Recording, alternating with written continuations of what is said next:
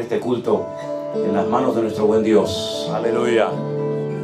Y le vamos a dar a Él en esta noche toda la gloria y toda la honra y toda la alabanza como Él solamente se merece. Aleluya. Bendito sea el nombre de nuestro Dios. Aleluya. Dígale: Señor, bendice mi vida, Padre.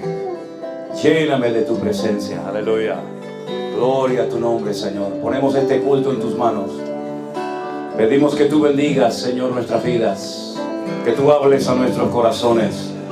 Y que tú llenes este lugar de tu gloria, Señor. Alábele al Señor. Llena tu casa de tu gloria, Señor. Aleluya. Aleluya. Tu palabra alimenta mi alma. Tu palabra alumbra mi camino. Tu palabra guía mis pasos de noche y de día. Aleluya. Tu palabra convierte el alma. Tu palabra fortalece mi fe. Tu palabra me ha hecho libre, me da vida. Dígalo conmigo ahora. Qué hermosa es tu palabra. Escuche. Tu palabra nunca pasará. Tu palabra es poderosa. Tu palabra llena mi vida cada día. Tu palabra me renueva. Tus promesas me bendicen. Tu espíritu me guía. Tu palabra alimenta mi alma. Tu palabra alumbra mi camino. Tu palabra guía mis pasos de noche y de día. Tu palabra convierte el alma. Tu palabra fortalece mi fe. Tu palabra me ha hecho libre, me da vida. ¡Qué hermosa! ¡Qué hermosa! Tu palabra más dulce.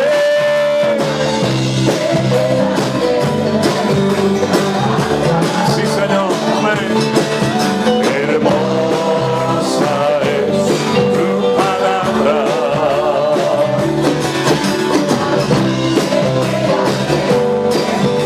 Amén. Tu palabra nunca pasará. Tu palabra es poderosa. Tu palabra llena mi vida cada día. Tu palabra me renueva. Tus promesas me bendicen. Tu espíritu me guía a la verdad. ¡Oh! ¡Qué hermosa es tu palabra! Más dulce que la miel. Sí, Señor. Esa es tu palabra. Más dulce que la miel. Tu palabra. ¡Vamos! ¡Qué hermosa es tu palabra! Más dulce es tu palabra. ¡Vamos! ¡Qué hermosa es! Más dulce que la miel es tu palabra. Que hay hambre de Dios. Hay hambre de la palabra. Cuando gente me dice: he conducido 10 horas, 12 horas, 3 días, vengo de este sitio, vengo del otro, yo digo: Señor, esto significa que hay hambre de la palabra de Dios en el pueblo de Dios, ¿sabe? Miren, cuando la gente dice: hermano, es que yo lo felicito y lo admiro y no sé qué y no sé cuánto, porque usted predica de la Biblia, no se sale de la palabra, usted predica la sana doctrina. Hermano, ¿y qué mérito hay en eso? ¿Qué mérito hay en que un pastor predique de la Biblia? Pero parece como que somos una especie en peligro de extinción, ¿no? El pastor predica la Biblia. Bueno, mijo, ¿y qué quiere que predique? ¿Del periódico de hoy o qué? Pero lamentablemente, en muchos lugares ya no se predica prácticamente de la Biblia. Son mensajes de motivación, mensajes de ánimo. Usted será bendecido y Dios está con usted, Dios le va a prosperar. Y es como un mensaje muy light, ¿no? Un mensaje por encima de la cabeza de la gente. Y a veces, yo no tengo la costumbre de escuchar a nadie, pero a veces he visto algún video que me mandan y veo que se predica un mensaje, pero apenas se toca la Biblia. Apenas se toca la palabra de Dios. Y no dice que la fe viene por oír y por oír la palabra de Dios. Pues entonces prediquemos de la Biblia para que la fe del pueblo de Dios sea una fe firme, una fe robusta. Y cuando vengan luchas y dificultades en la vida, usted tenga algo a lo que agarrarse. Y habrá un ancla más segura en la vida que tener la palabra de Dios en nuestra vida, ¿verdad? Por lo tanto, hermanos, que el Señor nos ayude a no desviarnos ni un milímetro de la palabra de Dios. Que Dios nos libre, porque muchos empezaron predicando la palabra y después se torcieron, se les subió la fama o el éxito, yo no sé, a la cabeza, y se olvidaron de que nuestra responsabilidad y nuestra prioridad más importante en la vida es predicar la sana doctrina al pueblo de Dios. Pero también ustedes, ese es mi deber, esa es mi responsabilidad. Pero también ustedes tienen el deber y la responsabilidad de escudriñar las Escrituras, de no tragarse todo lo que oyen en un púlpito, de leer la palabra de Dios, como aquellos que me hizo una vez gracia, porque oí una vez a un predicador que decía: hermanos, no sean como los de Berea. ¿Se acuerdan que dice que Pablo estuvo en Tesalónica, predicaba y todo bien? Pero cuando dice que descendió, cuando fue a una población, a una localidad llamada Berea, dice que allí los judíos que le escuchaban eran más nobles y escudriñaban cada día en las Escrituras para ver si estas cosas que Pablo les enseñaba, aparentemente nuevas, coincidían, concordaban con la palabra de Dios y eran como más estudiosos, ¿verdad? No es que fueran gente criticona, sino eran gente que decía: bueno, vamos a ver si la enseñanza que usted nos ha traído hoy es bíblica, y si es bíblica, amén. Pero si no es bíblica, lo lamentamos mucho, usted en este púlpito nunca más tendrá cabida, ¿verdad? Y entonces escuchaba un predicador que decía: no sean como los de Berea, que todo lo cuestionan y todo lo miran a la luz de la palabra de Dios para ver. Y yo digo: pero si hay que felicitar a los de Berea, no estar en contra de ellos. ¿Qué quiere? Gente bruta, gente que diga sí, sí, sí, pastor, sí, amén, amén, sin saber lo que dice, lo que no dice, lo que es o lo que no es. Fíjense qué interesante es saber las Escrituras para no ser engañado y manipulado. Que cuando Pablo le escribe, por ejemplo, la primera carta a los hermanos de Corinto, dice que cuando se manifiestan en la congregación ciertos y determinados dones espirituales, dice que los demás juzguen, pero juzguen en el buen sentido de la palabra. Juzguen para decir: perdone, hermana, eso que usted ha dicho, perdone, hermano, eso que usted ha enseñado, eso no es bíblico. Yo le voy a poner un ejemplo. Una vez fui a una iglesia, yo tenía que predicar en esa congregación, y delante de mí había una señora que en medio de la alabanza se pone en pie y dice: así dice el Señor, pueblo mío. Claro, cuando dice una señora, así dice el Señor, pueblo mío, todo el mundo se pone firme, ¿no? Diciendo: a ver qué va a decir el Señor. Y dice: ustedes, los pentecostales, era una iglesia pentecostal, ustedes, los pentecostales, son mis favoritos. Claro, la gente de la iglesia que era pentecostal saltaba como las cabras sobre una pata, ¿no? Y dice: wow, mira lo que nos dijo el Señor. Y yo decía para mí, digo, bueno, de un momento a otro el pastor se subirá al púlpito y dirá: hermana, hágame el favor, tome asiento y no diga estupideces. O de otra manera más suave, ¿no? Yo lo digo Pero no, al contrario, dijo: hermano, digamos amén a la palabra que el Señor nos ha hablado en esta mañana. Y yo decía: pero qué relajo es este. ¿Cómo la iglesia ha caído en el error de decir amén a todo? ¿Pero qué es eso de que Dios tiene favoritos? Cuando la Biblia dice, no hay que ser muy listo para saberlo, que Dios no hace acepción de personas. ¿Y dónde está la palabra, por ejemplo, pentecostal en la Biblia? Bautista sí sale, pero cuidado porque le cortaron la cabeza. Yo digo: usted dice: no, yo soy bautista. Digo: pues tenga cuidado, no le vayan a cortar la cabeza. Bueno, hermanos queridos, Dios nos ha dado la gran bendición. Tuvimos que aprender a trabajar y a movernos en todo tipo de ambientes.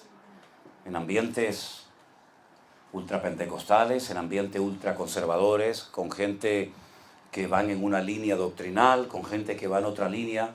Pero el Señor nos ha dado gracia y nos ha permitido poder trabajar y colaborar y predicar con hermanos que alaban al Señor de una forma diferente, pero no todo el mundo tiene que ser como nosotros. Amén, hermanos. Y una de las cosas hermosas, y yo no me cansaré de decirlo, creo que lo decía anoche en la cena, ¿verdad, chicos?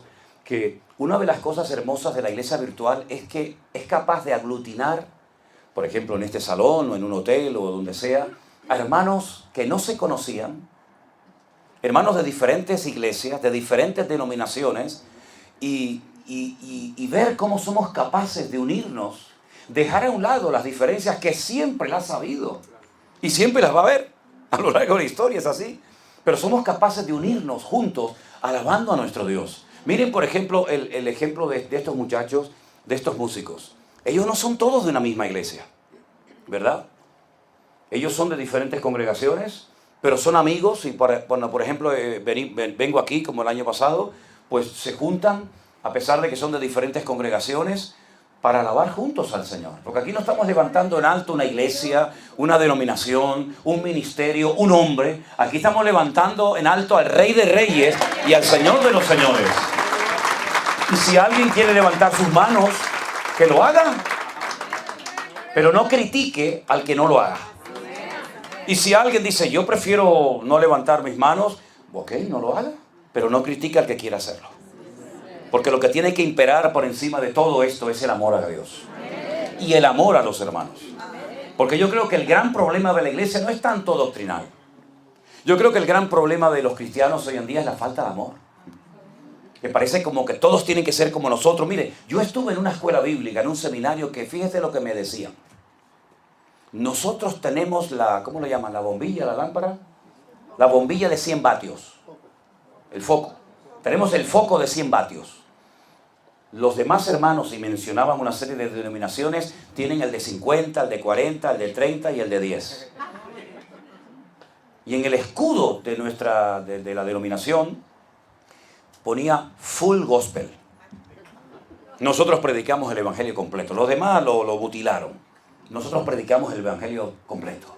Y claro, uno sale de allí creyendo que como tu iglesia, como tu denominación, no hay otra, que tú eres el rey del mambo, ¿no? Que todos son por encima, por abajo de ti, tú eres el... Y cuando uno conoce a otros hermanos, como por ejemplo una vez cuando estaba en el ejército, fui a una iglesia de visita y se me acercó una señora y me dice, ¿Usted está en el ejército? Digo, sí.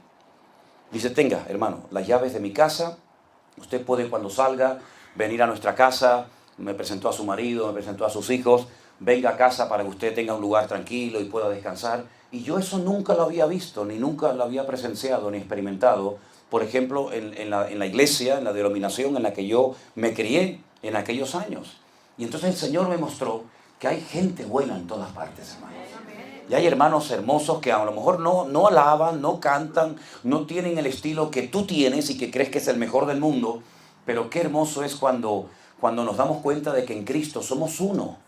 Y yo me he preguntado en algunas ocasiones, ya no tanto, porque ya tengo otras cosas en la cabeza, pero durante mucho tiempo me preguntaba, ¿y en el cielo cómo vamos a hacer? Porque hay gente que no le gusta el ruido.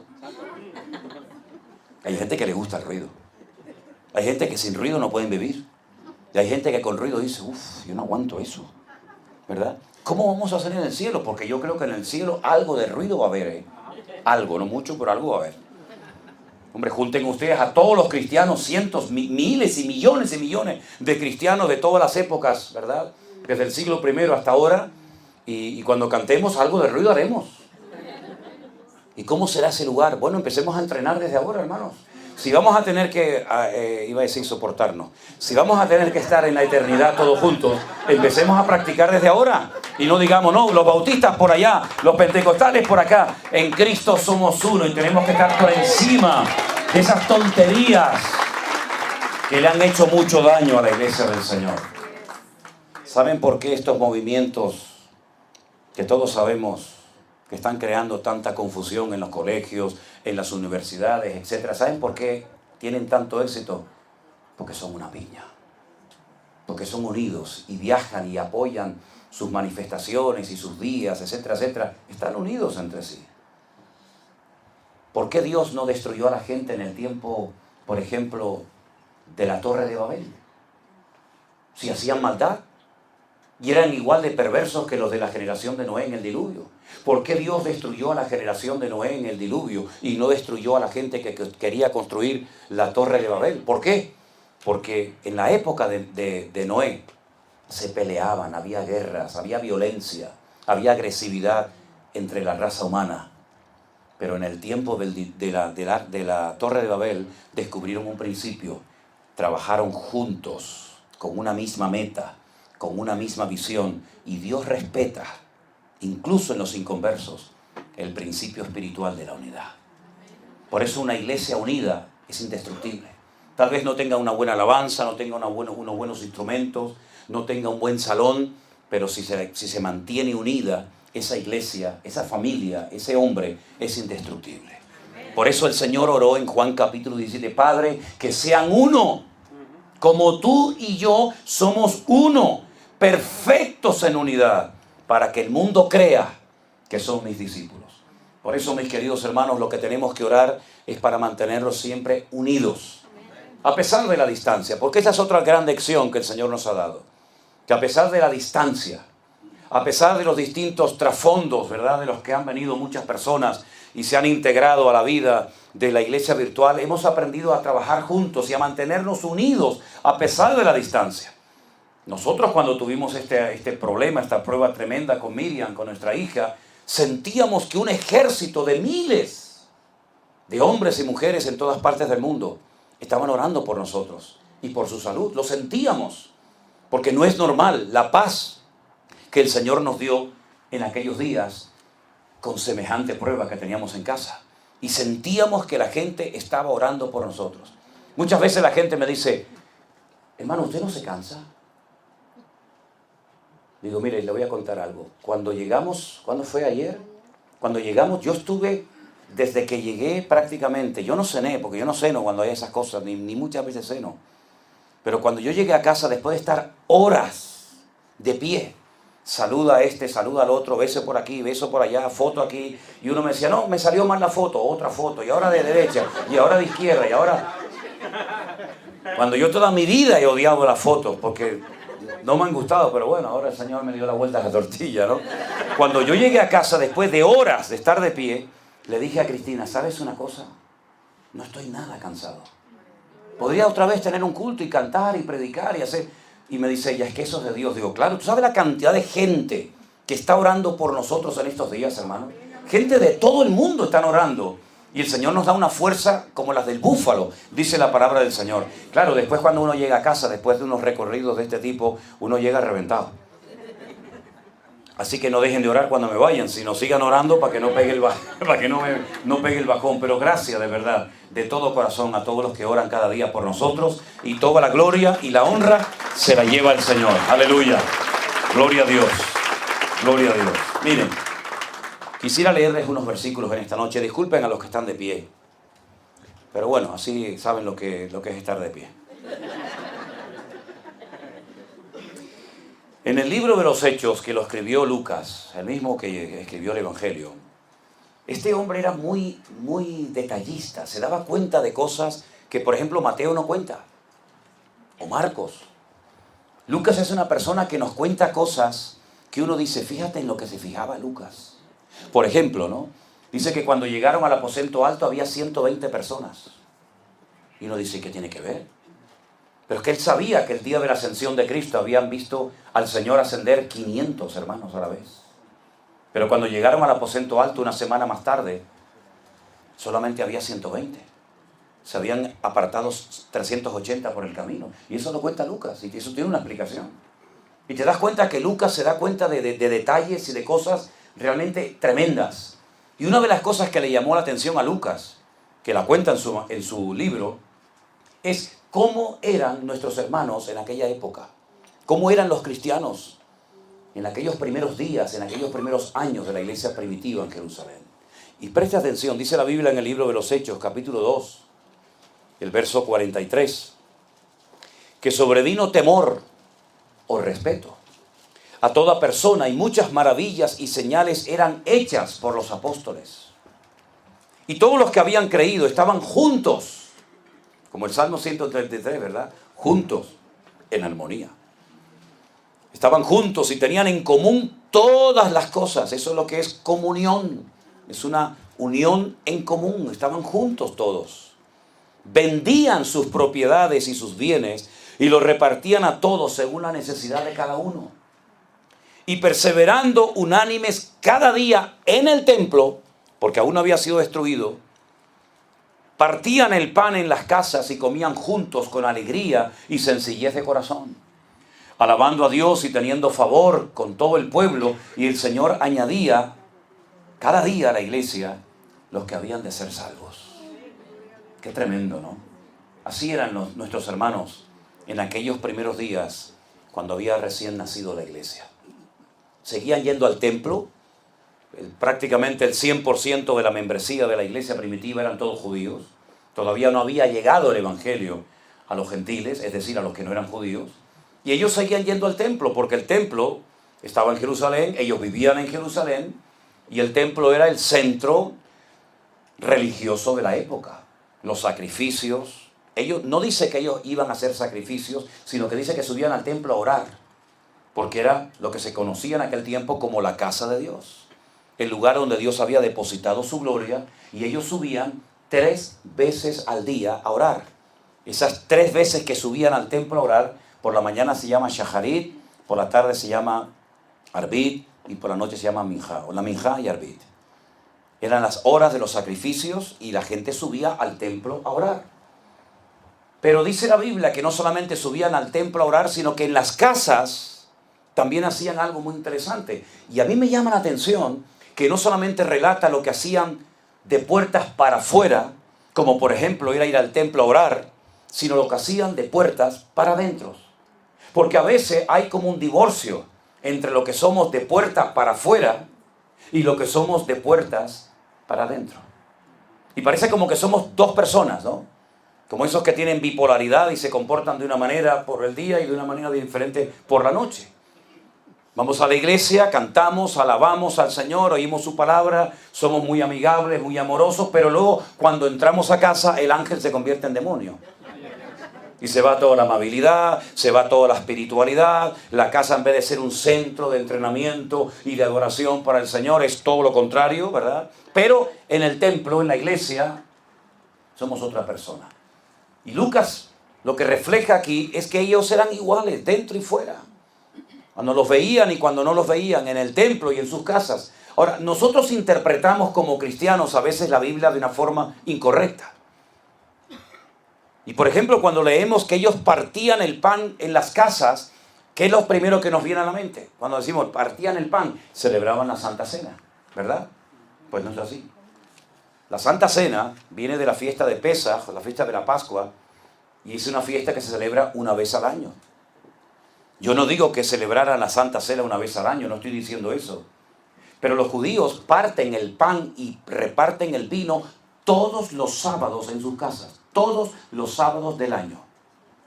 Todos los sábados. Tienen un pan, que es un pan como una trenza, estas trenzas que se hacen las mujeres en el pelo, o algunos también, bueno, tú no. Algunos se hacen unas trenzas, ¿no? No sé por qué miré para allá. Tenía que haber mirado para acá. ¿Quieres que salga? No, ¿qué es ahí? Cuando te hagas la trenza es cuando quiero que no entres. Con trenza no me entras, así peladito está bien. ¿Ok? Entonces, hay un pan trenzado que todos los sábados se come porque una parte del pan representa Éxodo 20 y otra parte Deuteronomio 5, donde aparece el mandamiento del Shabbat. Y parten el pan, lo mojan un poquito en sal y cada uno de los miembros de la casa tiene que comer un trocito de pan. Y después todos, incluidos los niños, tienen que beber vino. Pero no vino de este que no tiene alcohol, sino vino con alcohol. Es así, todos los sábados se hace así en la casa. Y el papá tiene una copa enorme como las del cura, el copón ese, ¿cómo le llaman? El cáliz. Y lo llenan hasta arriba, hasta que rebosa. Porque dicen que si echa poquito, la bendición es poquita. Y si lo llenan hasta arriba, la bendición es mucha. Entonces el papá echa vino y yo decía, pero este hombre no se la... No, tiene que rebosar hasta que sobreabunde. ¿No dice el Salmo 23? Hasta que sobreabunde. Pues entonces le ponen un platito debajo y hace una oración que se llama Kiddush y bendice el pan y el vino. Todos los sábados celebran eso, todos los sábados. Y ellos, como eran judíos, aunque eran ya convertidos al Señor, al Mesías, ellos partían el pan en las casas. No es que hicieran Santa Cena particularmente cada uno en su casa. Dicho sea de paso, mañana vamos a partir el pan y el vino y vamos a hacer algo que nunca hemos hecho, pero si Dios lo permite, lo vamos a seguir haciendo a partir de ahora, cada primer domingo de mes, y es mandarle un link a todos los hermanos de la iglesia virtual para que en el momento de la Santa Cena, todos los hermanos que quieran estar conectados, en las pantallas que tenemos en nuestra iglesia en Tenerife, podamos ver a todos los hermanos que están participando del pan y el vino, y al mismo tiempo usted, con su pantalla de ordenador en su mesa, donde sea, usted pueda ver a la cantidad de hermanos que van a estar participando del pan y del vino. Si mañana nos permite la señal de internet, lo que yo voy a hacer desde aquí, desde esta iglesia, es dirigir el momento del pan y el vino en nuestra iglesia en Tenerife. Y si nos permite la internet, yo voy a predicar desde aquí para toda la iglesia virtual, incluido para los hermanos que están en Tenerife. Lo vamos a hacer mañana, si Dios nos lo permite y la señal es buena. Ahora bien, ellos partían el pan y el vino en sus casas. Es decir, que ellos no se olvidaban de que la espiritualidad donde empieza no es en el templo, en la iglesia, sino en la familia. ¿Ustedes se han dado cuenta la cantidad de ataques que está recibiendo la familia cristiana en los últimos años de un tiempo a esta parte? Es tremendo. Dicen que en proporción el número de separaciones, el número de divorcios casi ha superado, repito, en proporción a los divorcios y separaciones del mundo. Porque nos hemos olvidado de que en la casa también tenemos que honrar y servir al Señor. Y lo que no puede ser es que solamente vayamos a la iglesia de excursión a escuchar una predicación, pero luego en casa el Señor no está por ninguna parte y la palabra de Dios no es la base. Entonces perdemos el contacto y la comunión con nuestros hijos y se olvidan los padres de que el mejor lugar para enseñar e instruir a los hijos en la palabra de Dios y enseñarles los principios de la palabra de Dios es en la casa, no en la iglesia.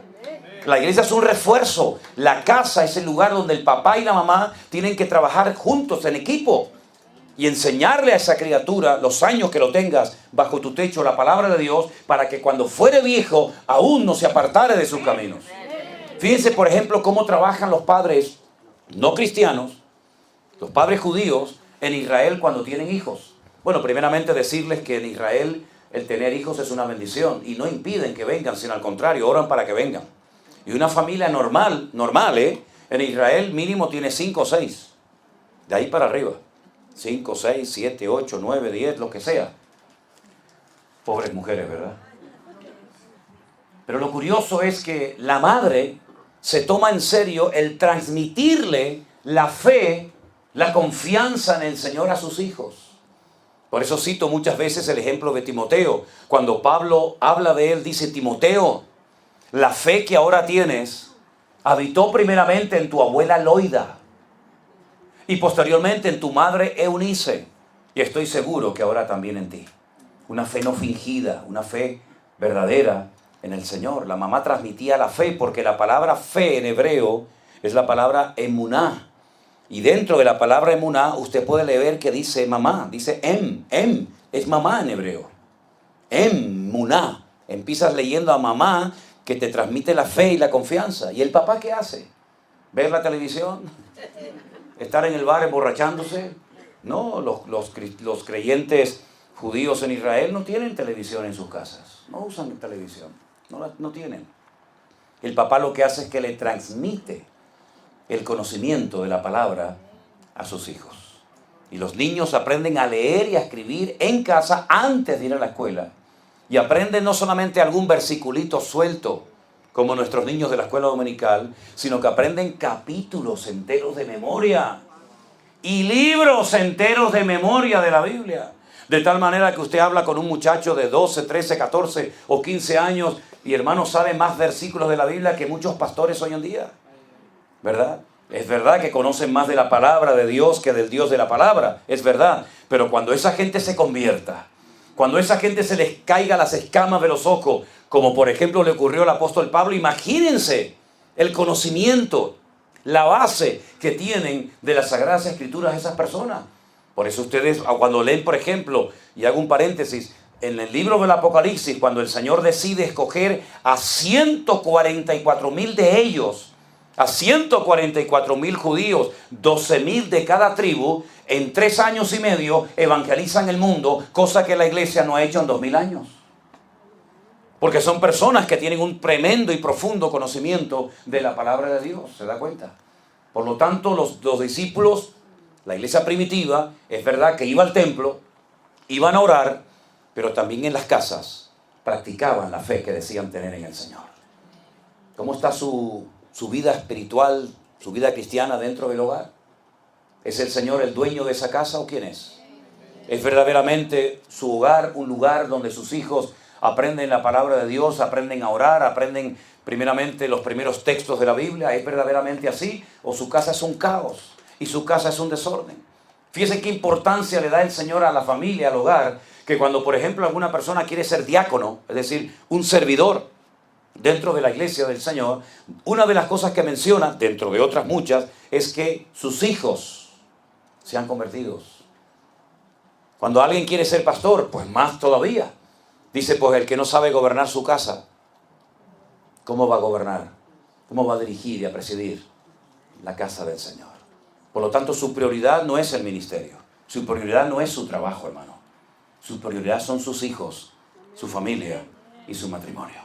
Y hay un tiempo corto, pasa volando, cuando te das cuenta, uy, el muchacho se me hizo adolescente, se me hizo joven. Y la presión que los muchachos reciben hoy en día, no la recibimos nosotros cuando éramos jóvenes, cuando éramos adolescentes. Hoy en día reciben una presión, unas enseñanzas, unos antiprincipios terribles. Y después se produce ese choque, ¿verdad? Entre lo que aprendieron en casa, si es que lo aprendieron, lo que aprendieron en la escuela, en la iglesia, en la escuela dominical, si es que lo aprendieron, como por ejemplo cuando llegan a la universidad. Muchos chicos abandonan los caminos del Señor. ¿Por qué? Porque no tenían base, no tenían suficiente conocimiento como para decir, el hombre no viene del mono. Tú a lo mejor sí. Pero el hombre no viene del mono. De hecho, la teoría de la evolución, Darwin nunca dijo eso. Darwin nunca dijo que el hombre viene del mono. Si hay un eslabón perdido que no aparece, que por supuesto que no va a aparecer. Por lo tanto, es una de las tantas teorías. Y cuando llegan a la escuela y se encuentran que si el Big Bang y se encuentran con todo esto, no saben explicar, y la verdadera ciencia no contradice a la Biblia, ni la Biblia contradice a la verdadera ciencia, sino que tenemos que enseñarle principios de apologética, que es la ciencia que nos ayuda a la defensa correcta de nuestra fe. No dice la Biblia, hermanos, estad siempre preparados. ¿Para qué? ¿Para discutir? No, para presentar defensa con mansedumbre y reverencia ante todo aquel que demande razón de la esperanza que está en vosotros, ¿verdad? Pero ¿cómo dice la Biblia una edad y la ciencia dice otra edad de millones de años? ¿Pero quién dice la verdad, la Biblia o la ciencia? Los dos. Los dos tienen razón. Lo que pasa es que la forma de medir el tiempo de la Biblia y el punto de partida de la Biblia es diferente al punto de partida de la ciencia, pero no están peleados el uno con el otro, ¿verdad? Por lo tanto, esas cosas tienen los muchachos que saberlas para que cuando lleguen a sus escuelas, a sus universidades, no sean confrontados, no sean avergonzados, sino que puedan marcar una diferencia, como por ejemplo José, sin pastor, sin Biblia, sin amigos, sin nada, fue capaz de mantenerse firme en la presión terrible que experimentó los años que estuvo hasta preso en Egipto. O como Daniel, que lo llevan a Babilonia y lo intentan desprogramar y le cambian el nombre y le enseñan otros principios religiosos, etcétera, etcétera. Pero él se mantuvo firme. ¿Por qué? Porque él sabía los principios de la palabra de Dios. Y nosotros vamos a ser atacados en nuestra fe. Sobre todo los muchachos, los jóvenes, cuando van a las universidades, cuando van al ejército. Por ejemplo, el otro día estuve en una población de Israel que fue comprada hace muchos años por hermanos cristianos de Finlandia y construyeron cabañas de madera muy lindas donde se puede acampar, y hicieron un hotel y etcétera, y allí hacen retiros, hacen campamentos, hacen reuniones, y me llevaron un día a ese lugar que se llama Yad Shemona, y allí había una concentración de jóvenes creyentes militares. Todos los que estaban allí eran soldados, estaban en el ejército. En Israel, como saben ustedes, el ejército es obligatorio, tanto para mujeres como para hombres. Los hombres van 3 años, las mujeres van 2, y la presión que reciben es tremenda, y decían que hasta el 80% de los jóvenes creyentes que ingresaban en el ejército se apartaban de los caminos del Señor y nunca más volvían. Y entonces los pastores se alarmaron y dijeron, hay que preparar, hay que entrenar a los muchachos. Y entonces hacen este tipo de encuentros, primero para que se conozcan, para que sepan que no está solo, sino que hay centenares de jóvenes que están en el ejército y puedan presentar defensa de la fe que dicen tener en el Señor Jesús. Eso es lo que hacían los creyentes, vivían juntos, con sencillez. No hace falta tantas cosas para ser feliz, hermanos, porque teniendo a Cristo, tenemos lo más importante de la vida. Yo conozco gente que tiene tantas cosas, un patrimonio tan inmenso, pero no son felices, no tienen paz en su corazón. Y no hay nada malo en tener cosas. Yo no estoy en contra de eso. Yo cuando veo hermanos que Dios los prospera y los bendice y compran por aquí, compran por allá, gloria a Dios, me alegro mucho, hermano. Pero que no te olvides que la estabilidad y la confianza no la tienes que depositar en lo que tienes, sino en lo que eres. Y lo que eres es un hijo del Rey de Reyes y Señor de los Señores. Gloria a Dios. Y algo que destaca el libro de los Hechos y que Lucas lo menciona, es que dice que no había necesidades entre ellos. Eso me llama mucho la atención, lo dice en el verso 45. Vendían sus propiedades, sus bienes, y los repartían a todos según la necesidad de cada uno. Y si vamos al capítulo 4, un poquito más adelante, dice, la multitud de los que habían creído, versículo 32, era de un corazón y de un alma. Ninguno decía ser suyo propio nada de lo que poseía, sino que tenían todas las cosas en común. Una vida comunitaria, sin egoísmo, sin avaricia, esto es mío, no me lo toques, ¿verdad? Con gran poder los apóstoles daban testimonio de la resurrección del Señor Jesús, y abundante gracia era sobre todos ellos. Así que no había, escucha esto, no había entre ellos ningún necesitado, porque todos los que poseían heredades o casas las vendían y traían el precio de lo vendido y lo ponían a los pies de los apóstoles y lo repartían a cada uno según su necesidad.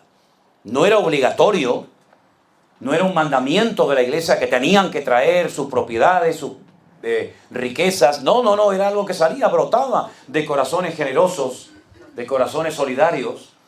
Pero lo que me llama la atención no es tanto esto, sino que dice que entre los hermanos de la iglesia, y eran miles, recuerden que el día de Pentecostés se convirtieron 3,000 varones, sin contar mujeres y niños. Mira, cuando en una reunión hay 3,000 hombres, multiplica como mínimo por 2 el número de mujeres. Siempre es así. Siempre es así, siempre hay más mujeres que hombres. Y niños ni te cuento, y más en aquella cultura, donde tener niños era tan normal. Días más tarde dice que se convirtieron otros 5,000, ya son 8,000 hombres, sin contar mujeres y niños. Estamos hablando de multitudes enormes de gente. Y no había necesitados entre ellos. ¿Y cómo puede ser eso? Bueno, a mí me llama la atención que cuando Pablo se convierte al Señor y prácticamente a los pocos años ya comienza a predicar y a viajar por todas partes predicando la palabra, la Biblia dice que un día subió a Jerusalén.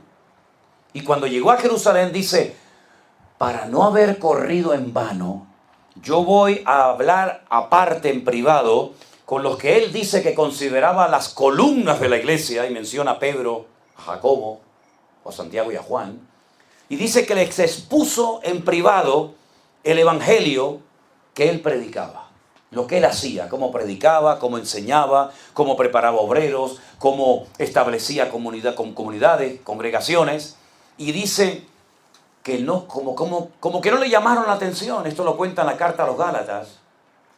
Y Pablo dice, a mí no me enseñaron nada nuevo los apóstoles. Solamente me pidieron, escuche bien, que me acordara de los pobres. Cosa que procuré hacer. Y entonces vemos que a partir de ese momento, de ese encuentro, de esa entrevista con los apóstoles en Jerusalén, dice que él comenzó a viajar de iglesia en iglesia, levantando ofrendas para los pobres de Jerusalén. Aquellos que eran ricos, pero que lo habían vendido todo y habían entregado sus posesiones, y muchos lo habían perdido todo a consecuencia de las tremendas persecuciones que experimentaron. Ahora han perdido todas sus propiedades, ahora son pobres. Pero Pablo dice, no hay problema, hermanos. ¿De dónde vino el evangelio? De Jerusalén. ¿De dónde salió la palabra? De Jerusalén. ¿Quiénes nos trajeron bendición espiritual a nuestra vida? Los hermanos de Judea. Vamos a hacer algo nosotros ahora, decía Pablo. Vamos a levantar ofrendas y así como ellos trajeron bendición espiritual, nosotros le vamos a devolver la bendición material. Y levantaron ofrendas, él las llevó junto con otros hermanos y dice, para que haya igualdad en el cuerpo de Cristo. Y eso me llamó tanto la atención, porque con todo mi respeto lo digo, no hay nada más desigual que la iglesia cristiana evangélica. Encuentras hermanos que les sobra de todo. Y hermanos que no tienen ni para poder venir a una cena a escuchar una palabra. Y uno dice, Señor, ¿realmente eso es lo que tú has diseñado para tu iglesia? Que uno tenga de todo y no sabe ni lo que hacer, ni dónde meter tantas cosas. Y que otros hermanos a veces no tienen a lo mejor ni para tomar el autobús o lo que sea para poder ir a un lugar a escuchar la palabra. Yo creo que debemos de orar para tener un corazón generoso. Y para que no seamos avariciosos. Porque les recuerdo lo que dice la palabra, que la raíz de todos los males no es el dinero. El dinero no es el problema, es el amor al dinero la raíz de todos los males. Con dinero se pueden hacer muchas cosas, se pueden alquilar locales, se pueden comprar instrumentos musicales, se pueden comprar pasajes para poder desplazarnos de un lugar a otro. Con dinero se pueden comprar Biblias. Claro que sí, el problema no está tanto en el dinero. El problema está en el uso que le demos a lo que Dios nos ha dado. Y que no nos sintamos dueños, sino administradores temporales de recursos que el Señor ha puesto en nuestras manos para que seamos canales de bendición al pueblo de Dios. ¿Cuántos dicen amén? Y así es como los cristianos de la iglesia primitiva vivían. No solamente iban al templo a orar, a tener comunión con Dios, sino que también tenían comunión entre ellos.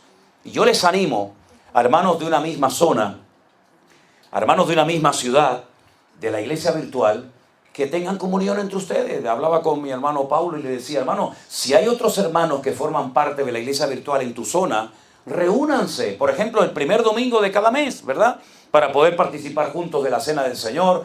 Hay hermanos que están solos en una ciudad. En España tenemos casos de hermanos que están ellos solos en una ciudad. Pero luego tenemos hermanos que se pueden juntar en alguna ciudad, en alguna casa, en algún sitio, para poder tener comunión, porque la comunión con Dios es fundamental. Pero también la comunión entre nosotros es fundamental. Por eso yo animo, y el otro día mandé un mensaje a la iglesia virtual, para que estén activos. No digan, bueno, yo soy miembro de la iglesia virtual, pero no se le ve nunca, hermano.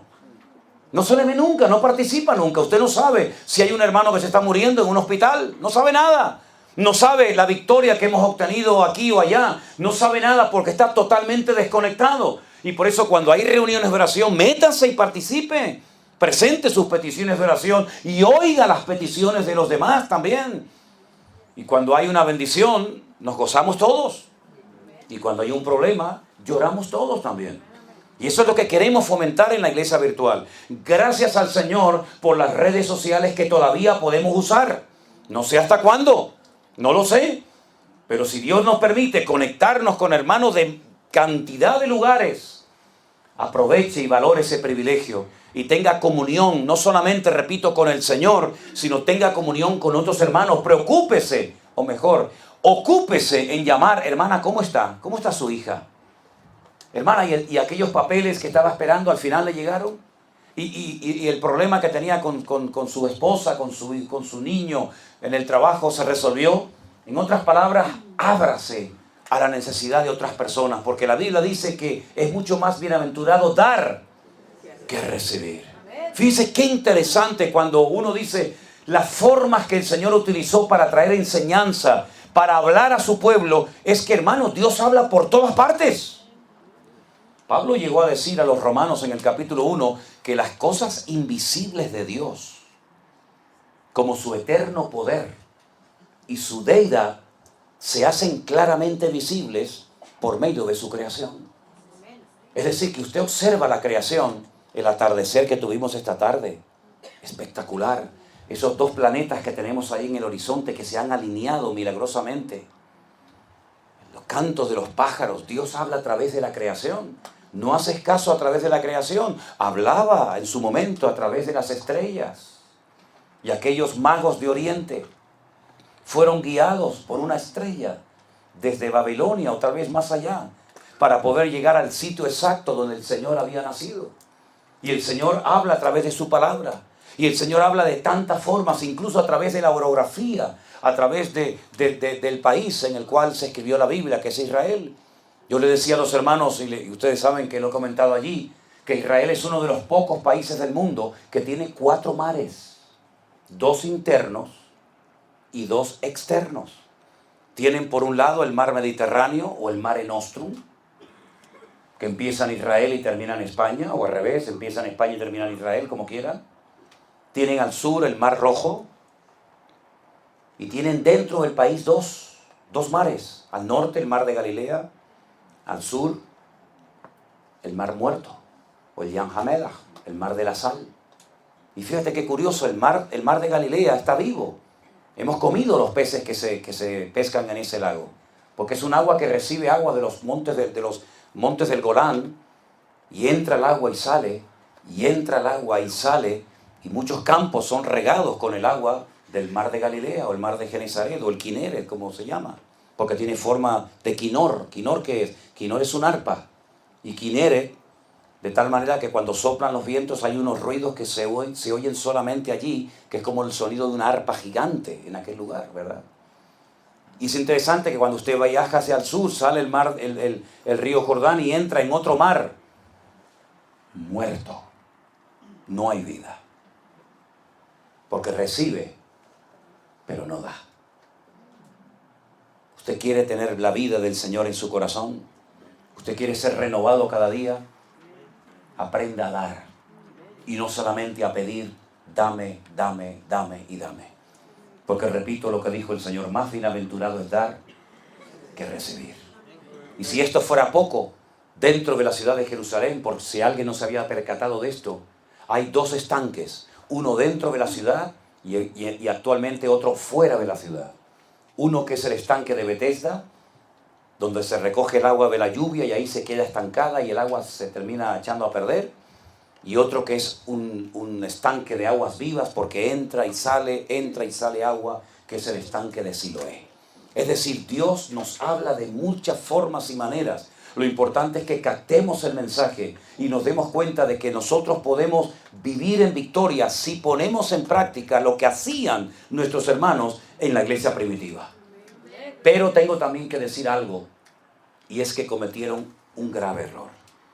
La iglesia no paraba de crecer, todo el mundo estaba contento, no había necesitados, había abundancia, había milagros, había buena predicación, había buena enseñanza. Imagínense, hermanos, imagínense lo que es decir, hermanos, no se pierdan el culto, no se pierdan la reunión de mañana que va a predicar nuestro hermano Pedro. Wow, impresionante, ¿no? Pero no se olviden que el próximo día viene a predicar Juan, el discípulo amado. Y así cada domingo tenían, y yo decía, Dios mío, eso es una maravilla. Y estaban tan contentos y veían que aquello crecía y estaban tan gozosos que no querían salir de Jerusalén. Se convirtió en un gueto la ciudad. Y se olvidaron de aquellas palabras que el Señor había dicho, id por todo el mundo y predicar el evangelio a toda criatura. Se olvidaron del mundo. Se convirtieron en el ombligo del mundo. Estaban contentos, estamos bendecidos, hay milagros, hay señales, hay prodigios, buenos predicadores, buena doctrina. ¿Y el mundo? El mundo estaba muriendo sin Cristo. Los samaritanos, los del norte, en Europa, en otros confines de la tierra, hasta que al final, ¿qué hizo el Señor? Sacudió el avispero. Mandó una persecución. Comenzaron a morir personas. Por ejemplo, un diácono de la iglesia apedreado, Esteban. Por ejemplo, Santiago, que murió, etcétera, etcétera. Y vino una tremenda persecución contra la iglesia primitiva y tuvieron que salir todos corriendo. Y ahí comenzaron a llegar a otros lugares. Y cuando llegaban a otros lugares, ¿qué hacían? Predicaban el evangelio del Señor Jesucristo. Y así comenzó a extenderse la palabra, ¿verdad? Como un fuego que abarcaba todas las regiones de la tierra. Y eso es lo que tenemos que hacer nosotros. Gloria al Señor por las bendiciones, gloria a Dios por la comida, gloria a Dios por los cultos, gloria a Dios por las cenas, gloria a Dios por todo eso. Pero hermanos queridos, no nos olvidemos que no hay que ir muy lejos para encontrar un alma hambrienta y necesitada.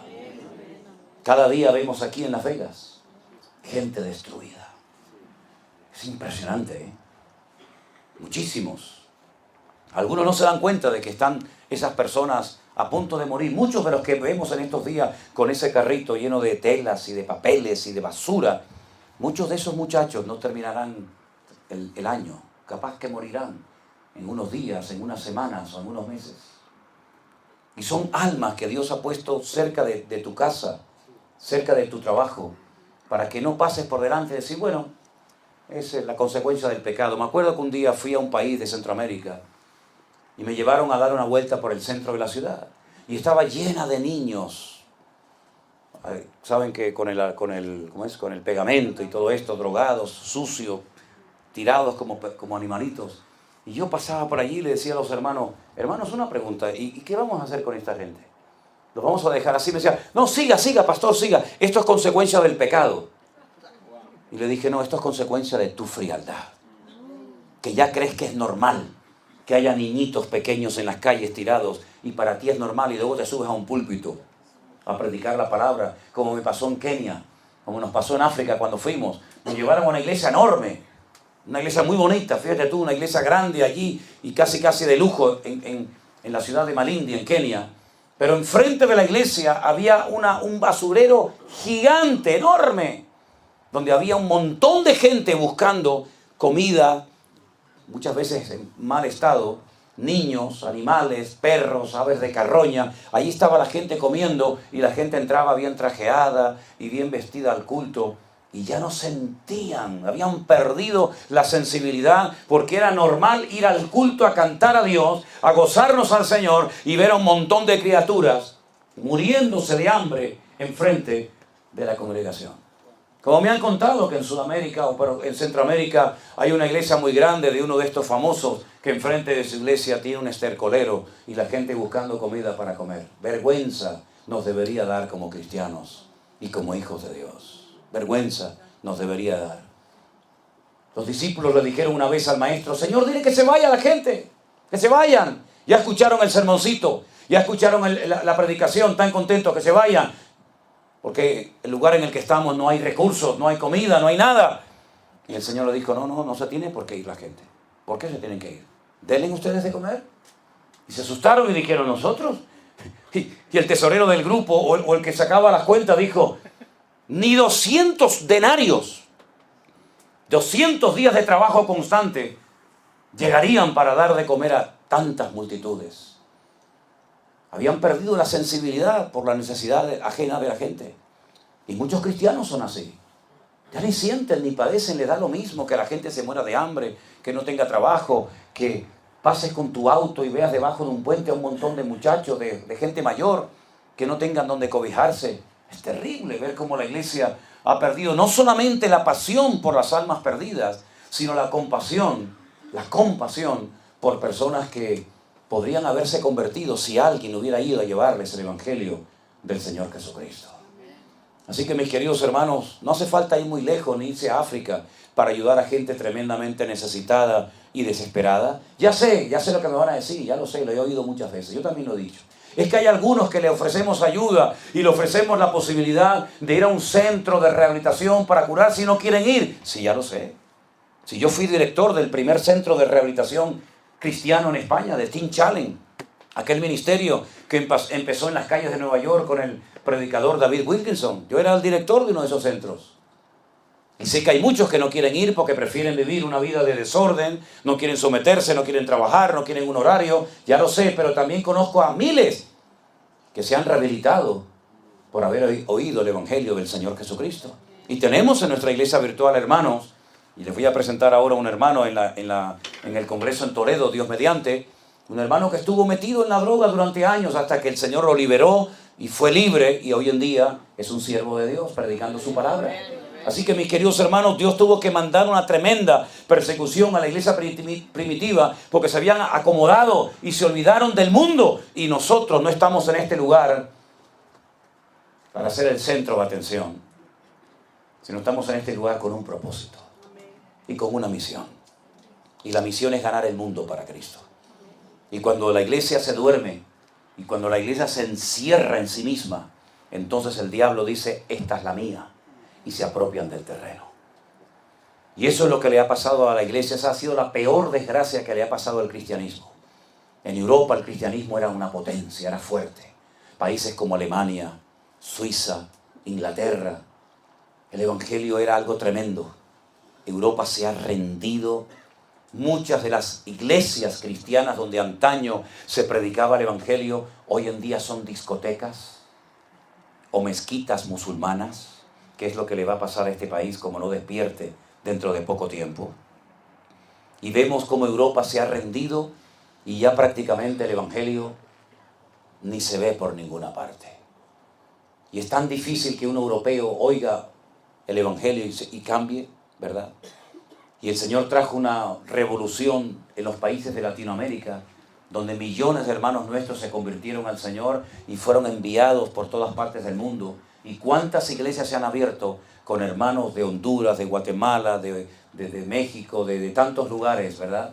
Así que el Señor nos ayude y abra nuestros ojos para que nos demos cuenta de que estamos con un propósito y tenemos que cumplirlo antes de que sea demasiado tarde. ¿Cuántos dicen amén? Amén. Cierre sus ojos en esta noche, mi querido hermano.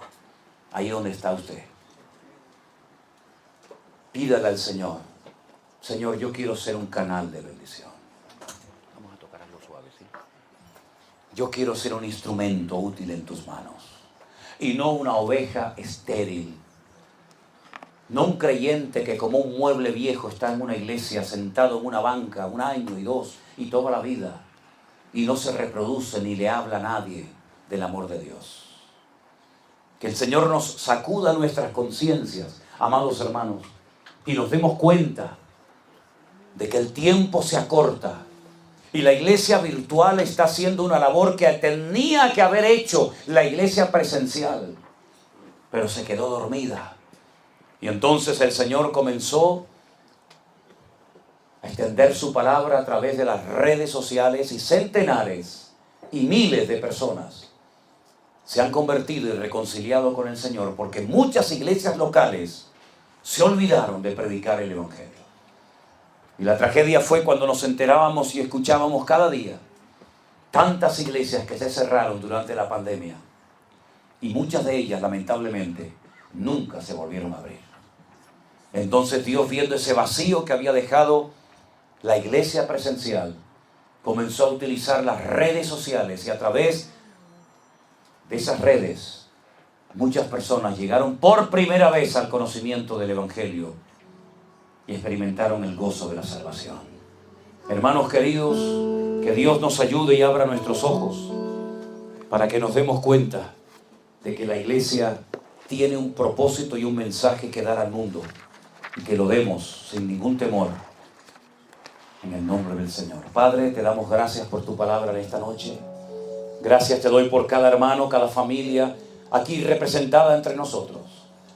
Señor, gracias por lo que has hecho entre nosotros a través de esta red, de este medio de la iglesia virtual. Gracias por tu obra y tu iglesia aquí en Las Vegas. Gracias, Señor, porque ha sido la primera obra que se ha levantado presencialmente en este país. En esta ciudad de perversión, de lujuria, de sexo, de juegos, tú has levantado una luz en medio de tanta oscuridad.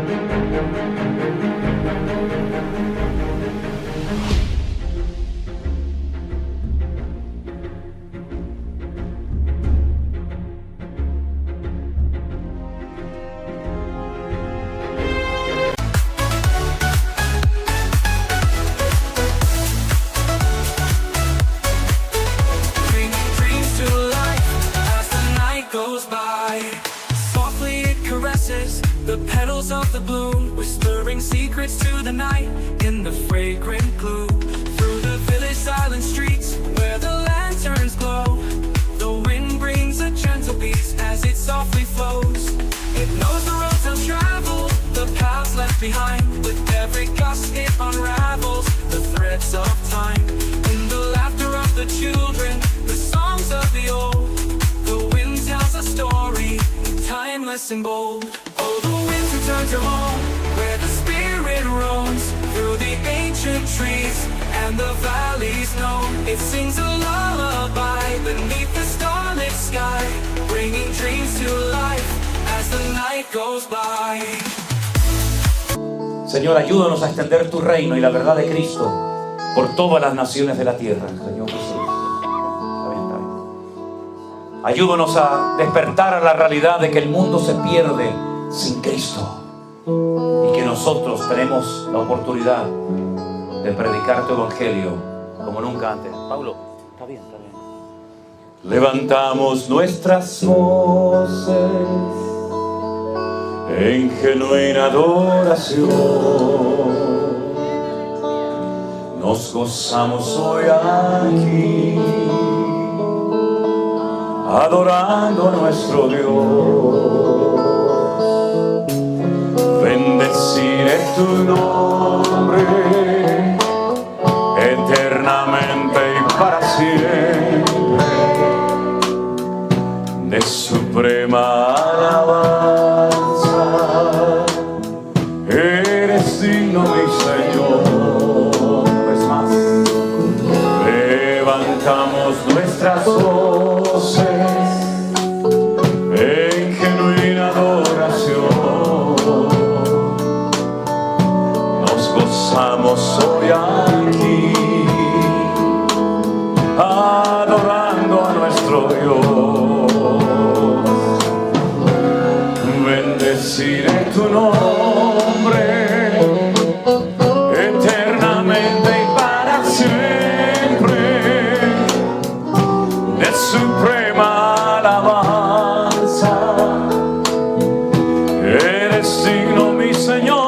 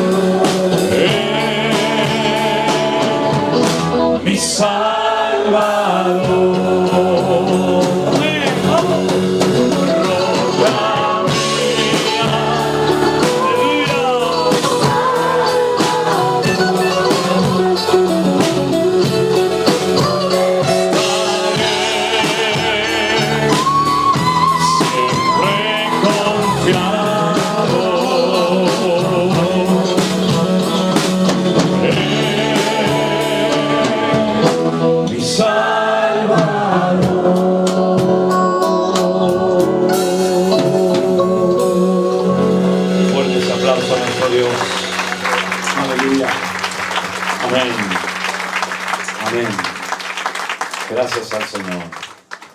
Hermano, yo les recuerdo, todos los días tenemos de lunes a viernes un pequeño devocional. Compártanlo con todo el mundo, hermano. Lo que no nos gusta es que la gente haga comercio y negocio con la palabra. Pero cuando me dicen, ¿puedo compartir el devocional? Claro, hermano, por favor. Si no es mi palabra, es la palabra del Señor.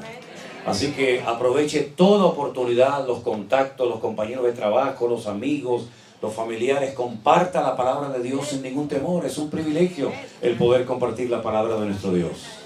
Mañana, Dios mediante, volveremos a estar aquí por la mañana. ¿A qué hora? A las 7 mañana. A las 7. O a las 7 de la tarde como hoy. Ok. A las 7 de la tarde tendremos nuestra última reunión. Nos vamos a despedir de ustedes mañana por la tarde. Descansamos el lunes. Y ya, Dios mediante, el martes salimos de viaje rumbo a San Francisco. Allí estaremos compartiendo la palabra del Señor. Creo que también llevaremos algunas cenas adelante. Creo que también habrá bautismos.